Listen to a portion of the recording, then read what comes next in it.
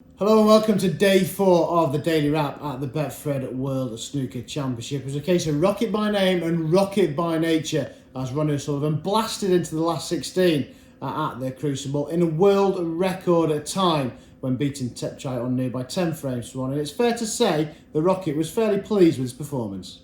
Yeah, it was all right. Like I said, Tepchai never performed to the level that we know he can, so it made it a little bit easier for me. But I still had to pot the balls and still had to make the breaks, which is always pleasing. So, I put quite a lot of practice in the last 2 weeks on proper match tables. And I found for the last 2 or 3 years, going to tournaments, I've been at sea with the conditions. Obviously I've been doing a lot of exhibitions. I never actually had a practice facility to play at.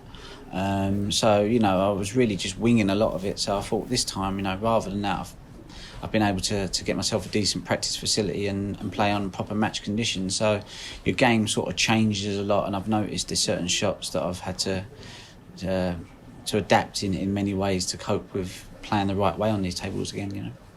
Ronnie sounding quite relaxed and could be ominous for the rest of the players at the Crucible. And one punter decided to have a £33,000 bet on the Rocket to win the tournament at 3-1 this morning. We caught up with the 1997 world champion Ken Doherty to see if Ronnie is now the man to beat.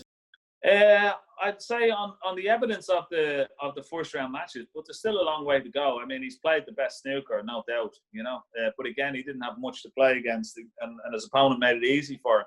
However, I think my tip at the beginning of the tournament was Ronnie to win the championship and make a 147 along the way. I think you guys were quoting 25-1 at one stage. I don't know what price it is now, but I thought that was a fantastic price. And if I was a betting man, which I'm not allowed to on snooker, but I would be tipping up a 147 from Ronnie in this championship and possibly going all the way.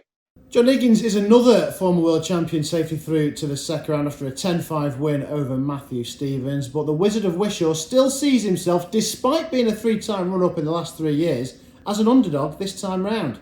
No, it's not been great. No, it really hasn't. Been to a couple of semi-finals. As I said, the World Cup was brilliant high getting that with Stephen.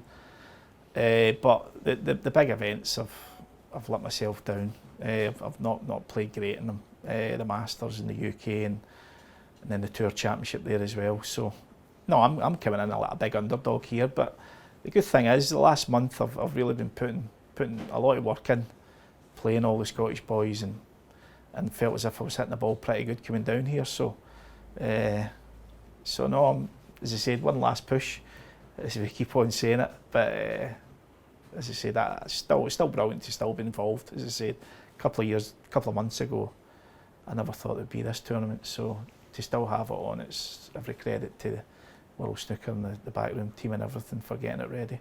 And another world champion going through, also by 10 frames to 5, was Neil Robertson after he beat Yang Wenbo. And the Thunder from Down Under admits it's about time he got himself into another final, a decade after he was world champion. It's disappointing not being back to the final.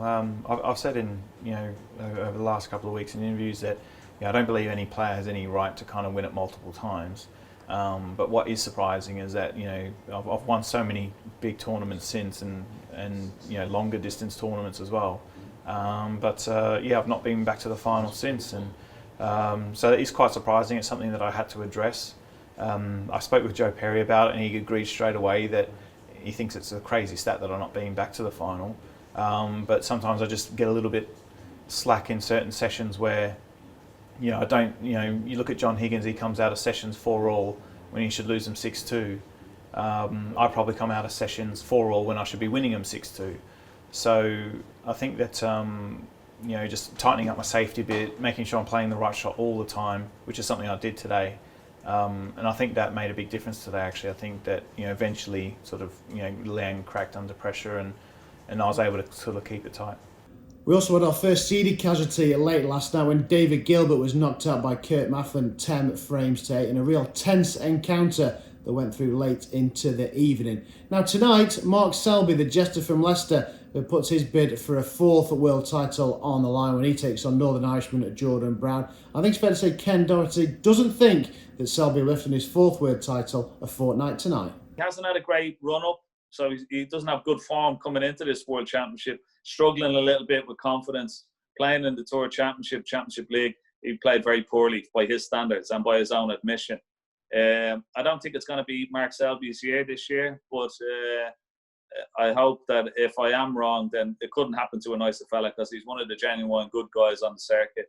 And, you know, proven quality, but I just don't think it's going to be Mark Selby's year this year.